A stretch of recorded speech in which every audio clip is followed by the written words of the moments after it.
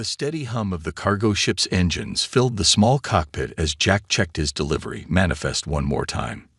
6 years of running honest cargo through the outer colonies had taught him to be thorough. The ship wasn't much to look at, an old Model 6 hauler that had seen better days, but it was his, and it kept food on his table. A soft thud from the cargo hold made him freeze. Living alone in space had sharpened his senses, and that sound definitely wasn't normal. Jack grabbed his flashlight and moved quietly toward the back of the ship, his boots making minimal noise on the metal floor. "Whoever's back there," he called out. "I've got cameras everywhere. Might as well come out now." It was a lie. Half his security cameras had stopped working months ago, but stowaways didn't need to know that. The cargo hold looked normal at first glance. Sealed containers lined the walls, each properly tagged and secured. But there, behind that stack of medical supplies, something moved. Jack raised his flashlight, revealing a glimpse of purple skin and wide, startled eyes. "Don't shoot," a voice called out in perfect English. A figure emerged slowly from behind the crates, hands raised. It was a girl, but definitely not human. Her skin was a pale purple, and her hair seemed to shimmer with its own light. Her clothes were expensive-looking but dirty and torn. "I'm not even holding a gun," Jack said, keeping his flashlight steady. "But I've got every right to space you for sneaking onto my ship." He didn't mean it, of course, but sometimes a little threat helped speed conversations along. The alien girl's eyes darted to the nearby airlock, then back to Jack. "Please," she said, her voice trembling slightly. "I can pay. I just need safe passage to the next station." Before Jack could respond, his ship's ancient alert system crackled to life. "Unidentified vessel approaching," the computer announced in its monotone voice. "Weapon systems detected." The girl's face went even paler, if that was possible. "They found me," she whispered. "Please, you have to help me. They'll kill us both now that you've seen me." Jack rushed back to the cockpit, the alien girl close behind. A sleek black ship was closing in fast, definitely not local law enforcement. Its design was alien, all smooth curves and dark metal that seemed to eat the light. "Cargo vessel," a cold voice came through the comm. "Power down your engines and prepare for boarding. This is your only warning." Jack's mind raced. His ship wasn't built for combat or speed, but he knew these lanes better than anyone. "Sit down and shut up," he told his unexpected passenger, dropping into the pilot's seat. "And maybe say a prayer to whatever gods you believe in." He killed the running lights and cut the main engine, letting momentum carry them forward. The pursuing ship slowed, probably thinking they were giving up. That's when Jack fired the emergency thrusters, not forward, but down. His ship dropped like a stone beneath the other vessel. "Hold on," he shouted, igniting the main engine at full power. The sudden acceleration slammed them both back in their seats as they shot forward, diving deeper into the asteroid field that lined this sector. The black ship followed, but more cautiously. They had better weapons and shields, but that meant nothing in the asteroids if you couldn't maneuver fast enough. "They're still following," the girl said, gripping her seat tightly. "Not for long," Jack replied, allowing himself a small smile. He aimed for a particularly dense cluster of rocks. Time to show them why humans are the best pilots in the sector. As they wove through the asteroid field, Jack glanced at his mysterious passenger. "By the way, since we might die together, what's your name?" "Lily," she answered, watching in amazement as he threaded the ship through gaps that seemed impossibly small. "And I'm starting to think I chose the right ship to hide on." Jack grinned as he spotted his favorite smuggler's route ahead, a twisted path through the rocks that local pilots called the Needle. It had claimed plenty of ships over the years, but he'd never lost a race through it. "Well, Lily," he said, "welcome aboard the worst day of my life. Now, let's see if we can live long enough for you to explain why those friends of yours want you dead so badly." Jack's ship burst out of the asteroid field, leaving their pursuers far behind. The old engines wheezed and groaned from the strain, but they had made it. He turned to his purple-skinned passenger, who was still gripping her seat tightly. "All right," he said, setting the ship on autopilot. "Time for answers. Those weren't regular pirates back there. The bounty on your head must be huge. Lily stood up slowly, her shimmering hair catching the starlight from the viewport. You're right. It's 50 million credits. She spoke quietly, watching Jack's reaction. His eyes widened. That was enough money to buy 10 ships like his. What did you do? Rob a space bank. I stole information, she said, pulling a small crystal from her torn jacket. It glowed with a faint blue light. I'm not some random refugee. I'm a member of the Starborn High Council. Or I was, until 3 days ago. Jack laughed, but it died in his throat when he saw her serious expression. The Starborn were the most advanced species known to humanity. They acted as peacekeepers in this part of space, supposedly helping younger races develop. Everyone knew that. The Council is corrupt, Lily continued, her voice growing stronger. They're not helping human colonies. They're exploiting them. This crystal contains proof that they're deliberately sabotaging human technology, keeping your people dependent on us. Jack crossed his arms. Why should I believe you? For all I know, you're making this up to save yourself. Lily touched the crystal to the ship's computer panel. Immediately, holographic images filled the cockpit.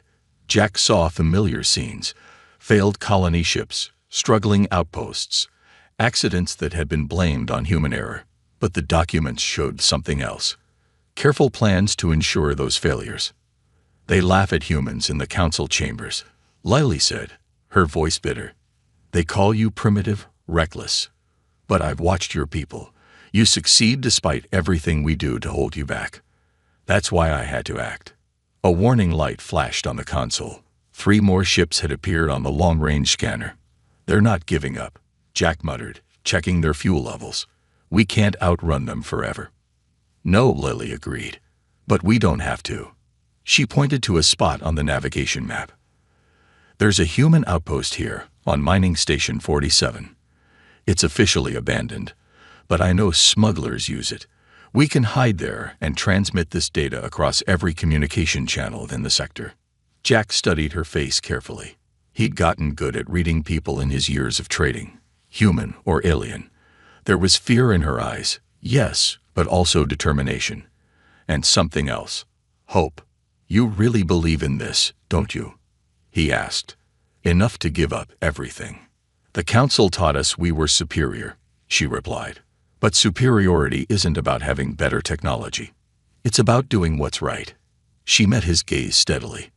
Will you help me? Before Jack could answer, the ship shuddered violently. A warning siren screamed through the cockpit. They're using long-range pulse weapons, Jack shouted, jumping back into the pilot's seat. They're trying to disable us. Lily grabbed the crystal and pressed it into Jack's hand. Take it. If they catch us, you must complete the mission. The truth has to get out. Another blast rocked the ship. Warning lights flashed across every console as systems began to fail. Jack looked at the crystal, then at Lily. 50 million credits would solve all of his problems, but the fear in her eyes was real. And if she was telling the truth, he handed the crystal back to her. Keep it safe. We do this together, or not at all. He turned to the controls, a plan forming in his mind. But first, let me show you another trick humans are good at, making something work with absolutely nothing. As their pursuers closed in, Jack's hands flew across the controls. Sometimes the best way forward was to do something so crazy that no advanced alien race would ever expect it. And if there was one thing humans excelled at, it was being unpredictable. Mining Station 47 looked dead from the outside. Its metal walls were covered in space dust, and half its docking lights were broken. But Jack knew better. He guided his damaged ship into a dark maintenance bay, using only minimal power to avoid detection. This is your plan? Lily asked, looking at the rusty walls around them. Hide in an abandoned human station. Jack smiled as he shut down the engines. Rule 1 about humans: nothing is what it seems. He pulled up a hidden panel in the floor, revealing a toolkit. Now let me show you how we survive out here. Over the next few hours, Jack taught Lily about human ingenuity. He showed her how to bypass security systems using old mining tools, how to turn broken communication arrays into makeshift scanners, and how to hide their energy signatures using techniques that any experienced human spacer knew. But this is so primitive, Lily said, watching him connect wires that should never work together. The council would say this is dangerous and unreliable. That's exactly why it works, Jack replied, testing the connection. Your people look for advanced technology, perfect solutions. They'd never expect someone to turn old mining equipment into a defense system. Lily helped him work, her elegant hands getting dirty for the first time in her life. She was surprised to find herself enjoying it. There was something satisfying about making things work without relying on advanced starborn technology. Why did you decide to help me? She asked, passing him tools. You could have turned me in for the reward. Jack paused his work, considering the question. Because I've seen too many human colonies struggle while the starborn watched from their fancy ships. If what you're saying is true, people need to know. A light flashed on Jack's makeshift scanner. They're searching nearby systems, he reported. But they won't find us. Not yet. Lily watched in amazement as Jack turned the station's old mineral processing units into transmission boosters. This will let us broadcast the data to every colony in the sector, he explained. Once it's out there, they can't stop it. But won't they trace the signal? She asked. Jack grinned. Rule 2 about humans. We're really good at making distractions. He pointed to several other locations on the station map. We'll set up fake transmitters. When they track the signal, they'll find empty rooms. Classic human trick.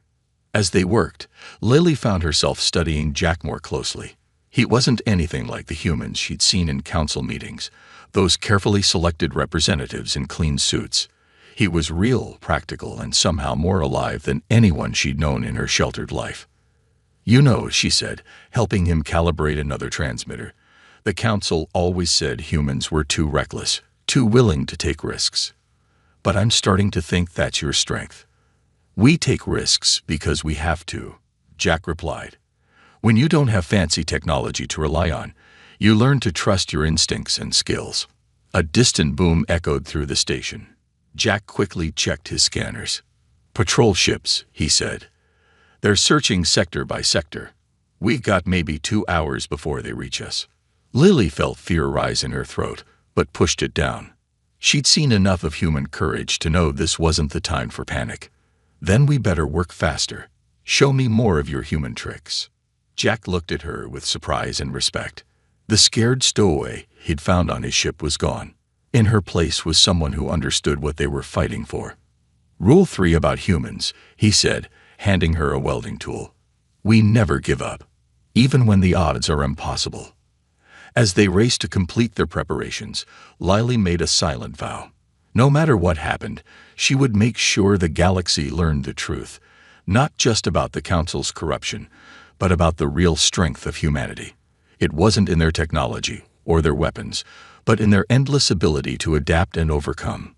The patrol ships drew closer, but in the depths of Mining Station 47, human ingenuity was about to teach the most advanced race in the galaxy a lesson they'd never forget. The starborn patrol ships surrounded Mining Station 47, their sleek hulls gleaming against the darkness of space.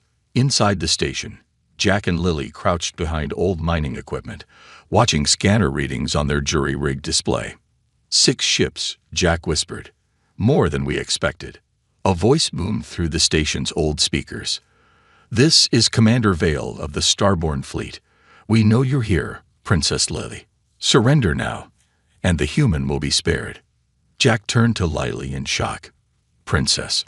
She looked away, her purple skin darkening with shame. I'm sorry. I should have told you. I'm not just any council member. I'm the High Chancellor's daughter. Before Jack could respond, heavy footsteps echoed through the corridors. Starborn troops in shining armor were boarding the station. We need to move, Jack said, pushing aside his questions. The transmission isn't ready yet. They ran through dark corridors, guided by Jack's knowledge of human maintenance tunnels. But at every turn, more troops appeared. They were being herded. Jack realized too late. Finally, they reached a dead end.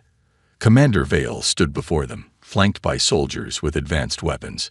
His silver armor made him look like a statue come to life. Lily, Vale said smoothly, "Your father is very disappointed. Come home now, and all will be forgiven." Jack raised his makeshift weapon, but Lily put a hand on his arm. "Wait," she said softly. Then, to everyone's surprise, she walked toward Vale. "You're right, Commander," she said, her voice clear and cold. "This has gone far enough." She turned to face Jack, and her eyes were hard as steel. "I'm sorry, human, but did you really think a princess would choose you over her own people?" Jack felt like he'd been punched in the gut. All the talk about believing in humanity, all those hours working together, had it all been a lie? Vale smiled. "Take the human to the brig. He'll be questioned about any copies of the data he might have made." Two soldiers grabbed Jack's arms. He didn't resist, still staring at Lily in disbelief. She wouldn't meet his eyes. "Commander," Lily said, "let me speak to him first. I owe him that much."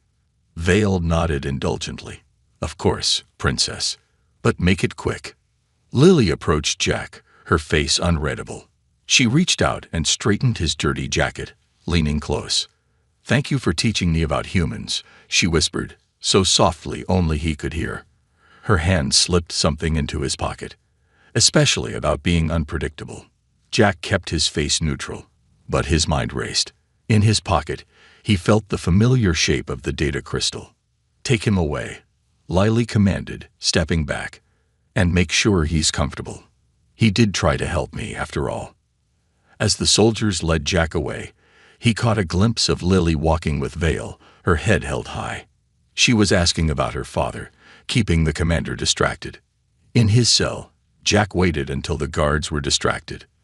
Then he pulled out not just the crystal, but a small device Lily had slipped him, a remote trigger they'd built together. "Rule 4 about humans," he muttered, pressing the button. "We're really good at playing along." Across the station, their trap sprang to life. The makeshift transmitters they'd built weren't decoys. They were all real, broadcasting the crystal's data simultaneously. The Starborn would have to destroy the entire station to stop the transmission, and by then it would be too late. Alarms blared as the truth about the Council spread across every communication channel in the sector. Jack smiled, remembering how Lily had learned to wire those transmitters herself, getting her fancy clothes dirty in the process. In the confusion, he heard fighting outside his cell. The door slid open, revealing Lily with a stolen weapon. "Miss me?" she asked, her royal accent gone. "You're a good actor, Princess," Jack replied, getting up. "Almost had me fooled." She grinned. "I learned from the best. Now come on. We have more human tricks to teach the Starborn." Chaos erupted throughout Mining Station 47 as the stolen data spread across every communication channel. Jack and Lily ran through the corridors, dodging energy blasts from pursuing Starborn troops. "The data is everywhere now," Lily said, checking the stolen communicator. "Every human colony, every trading post, every independent station. They're all seeing the truth about the Council." They ducked into a maintenance shaft as more soldiers ran past. Through the station's old speakers, they could hear fragments of transmissions flooding in from across the sector. Deliberate sabotage of human colony ships. Proof of Council interference. Systematic suppression of human technology. Jack watched the realization spread across Lily's face as she heard her father's voice in one recording, calmly discussing plans to keep humanity dependent on Starborn aid. Her purple skin paled, but her determination didn't waver. "My whole family is implicated," she whispered. "Generations of my bloodline, all part of this." "You're not responsible for their choices," Jack said, checking their makeshift scanner. "You chose differently." A massive explosion shook the station. Commander Vale's voice boomed through the corridors. "Princess Lily, your father is here. The High Chancellor himself has come to resolve this situation." Lily's eyes widened. "He never leaves the capital. This must be serious." "Good," Jack replied, pulling out tools from his pockets. "Because we're not done yet. Remember what I taught you about human backup plans." They worked quickly, converting old mining equipment into makeshift defenses. Jack had spent years learning how to repurpose human technology, And now he washed with pride as Lily applied those lessons with natural skill. The council always said humans were wasteful, she said, rewiring a broken mining laser. They couldn't understand why you kept old technology, why you modified everything. But now I see, you don't waste anything. You make it better. Another explosion rocked the station. Through a viewport, they saw a massive starborne ship dock, the High Chancellor's personal vessel. It was beautiful, all gleaming metal and pulsing energy fields. "That's my father's ship," Lily said. "The most advanced vessel in the starborne fleet." Jack grinned. "All that technology, and they still can't find us in here. Want to know why?" "Because they don't understand human spaces," Lily answered, finally getting it. "These maintenance tunnels, the jury-rigged systems, they're scanning for advanced technology, but we're using things they consider obsolete." Heavy footsteps approached their position. The High Chancellor's elite guards were closing in. But Jack and Lily had prepared for this, using everything the station had to offer. Before the High Chancellor's footsteps echoed through Mining Station 47, each step precise and measured. He was tall, even for a starborn, his skin a deep royal purple and his robes shimmering with embedded technology. The elite guards surrounded him, their weapons ready. "Lily," his voice carried power and authority, "you've made your point. Now end this foolishness." Hidden in their prepared position, Jack and Lily exchanged glances. Their traps were set, their plans in motion. Around them, the old mining station hummed with jury-rigged human technology. "That's not my name anymore, Father," Lily called out, her voice strong. "My title died with your lies." The High Chancellor stopped, his face darkening. "You would throw away centuries of tradition. For what? These humans." He gestured at the rusty walls around them. "Look at how they live. Look at what they build." "I am looking," Lily replied. She pressed a button on their makeshift console. Throughout the station, hidden speakers came to life, broadcasting their conversation to every human colony and station in range. "I see people who build something from nothing, who survive despite everything you've done to hold them back." Jack activated their first trap. Old mining drills burst to life, their industrial sounds masking his and Lily's movements as they changed positions. The elite guards fired at the noise, their advanced weapons hitting nothing but shadows. Enough. The High Chancellor raised his hand, and energy pulsed from his robes. Every light in the corridor went dark. "Your human tricks can't match our technology." "Really?" Jack's voice came from the darkness. "Rule 6 about humans. We're really good at working in the dark." Suddenly, emergency lights flashed on, but not the station's original ones. These were makeshift lamps that Jack and Lily had placed, creating disorienting patterns that confused the Starborn's advanced optical systems. The guards stumbled, their targeting systems overwhelmed by the irregular light patterns. Jack and Lily moved fast, using paths they'd memorized, disabling guards with repurposed mining tools turned into stunners. "This is what you've become." The High Chancellor's voice was cold as he watched his guards fall. "A common rebel using human weapons." "No, Father." Lily emerged from the shadows, standing tall. "I've become someone who sees the truth. Your technology, your superiority. It's all built on lies and the suppression of others." The Chancellor raised his hand again, energy gathering around him. "I gave you everything." "You gave me chains," Lily replied. She nodded to Jack, who threw the switch they'd prepared. Every mining processor in the station activated at once, creating a massive electromagnetic pulse. The Chancellor's robes flickered and died, his advanced technology useless. "Impossible," he whispered, staring at his dead systems. "No," Jack said, stepping forward. "Just human engineering. Sometimes the old ways work best." More guards rushed in from the Chancellor's ship, but they weren't prepared for what waited. Simple tripwires triggered mining foam sprayers, security doors slammed shut on makeshift timers, and magnetic fields from repurposed ore separators pulled their weapons away. The High Chancellor watched in disbelief as his elite forces were defeated by technology his people had dismissed as primitive. His own daughter, covered in dirt and grease, fought alongside a human, using their methods with skill and pride. "You cannot win," the Chancellor said, but his voice held a note of uncertainty. The Council will never accept this. The Council doesn't have a choice, Lily replied. Look. On every screen in the station, reports were flooding in. Human colonies rising up, demanding investigations. Independent worlds calling for justice. Even some starborn worlds, seeing the evidence, were demanding answers. Your perfect system is falling, Jack said, not through war or advanced technology, but through the simple human art of exposing the truth.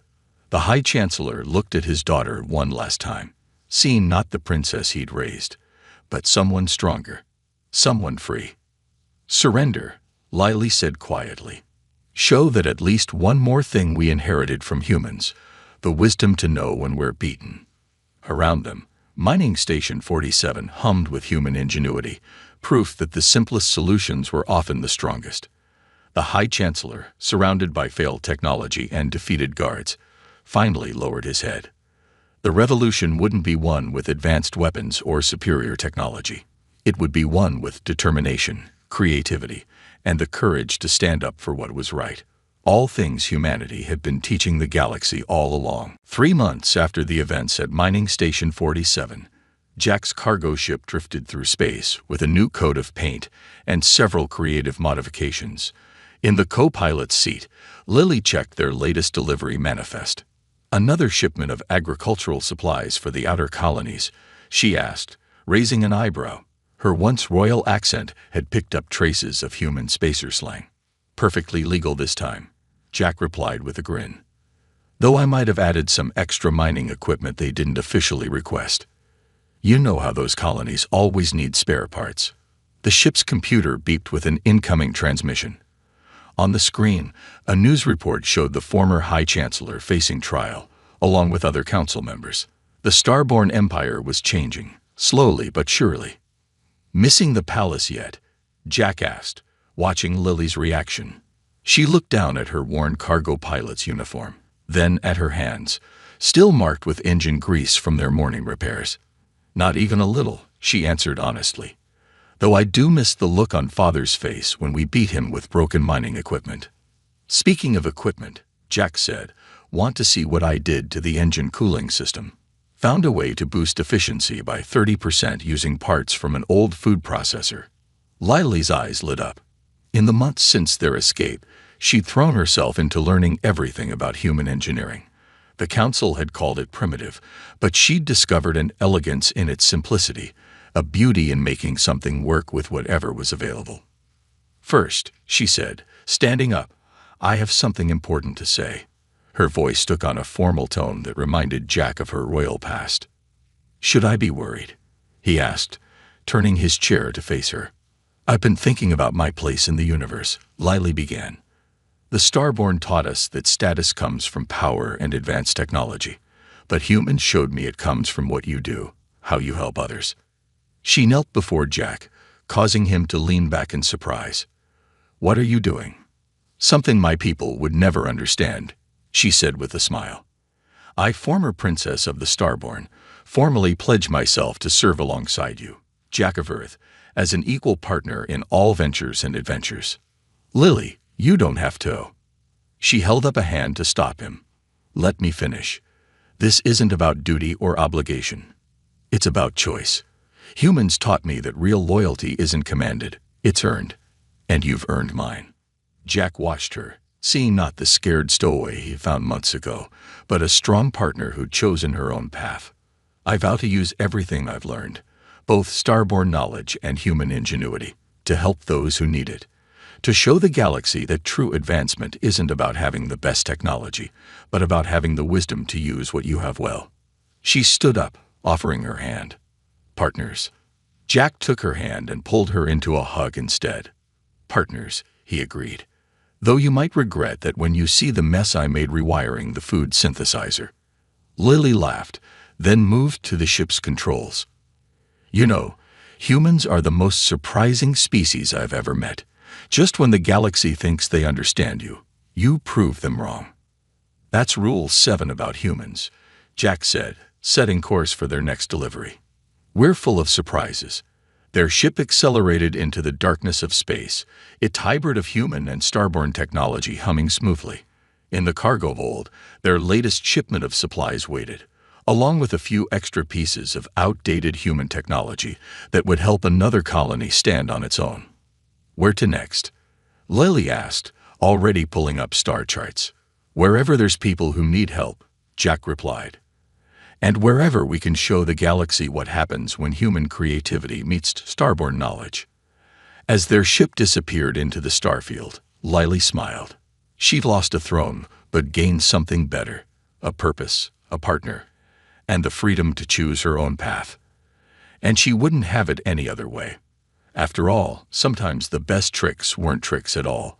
They were simply the truth about what people could achieve when they worked together as equals.